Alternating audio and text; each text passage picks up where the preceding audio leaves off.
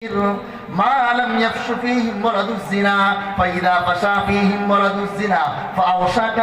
أن يعمهم الله بعذاب খেয়াল করে শুনবেন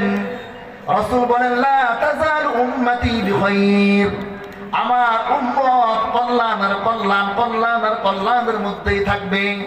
আমার উম্মতের উপরে খাইরিয়াতের ফয়সালা রয়েছে আমার উম্মত ব্যবসা বাণিজ্য হাত দিবে সেখানে বরকত আমার উম্মত ফসল লাগাবে সেখানে বরকত আমার উম্মত সবজি লাগাবে সেখানেও বরকত আমার উম্মত গাছ লাগাবে সেখানেও বরকত আমার উম্মত মাছ ধরতে যাবে সেখানেও বরকত আমার উম্মতের ছেলে সন্তানের মধ্যেও বরকত কতক্ষণ পর্যন্ত রাসূল বলেন উম্মত আমার উম্মতের তোমাদের জন্য কল্যাণ থাকবে মালাম ইয়াফশু ফীহিম ওয়ালাদুজ জিনা রাসূল বলেন যাবত না আমার উম্মতের মধ্যে যতক্ষণ পর্যন্ত আমার উম্মতের মধ্যে ওয়ালাদুজ জিনা যার সন্তানের আবির্ভাব না হবে হারামজাদা যার সন্তানদের সয়লাভ না হবে ততক্ষণ পর্যন্ত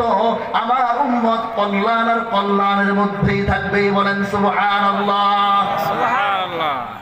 যেখানে যাবে সেখানে আসমান এবং সাত জমিন অভিশাপ দেয় বলেন নাউযুবিল্লাহ সাত আসমান সাত জমিন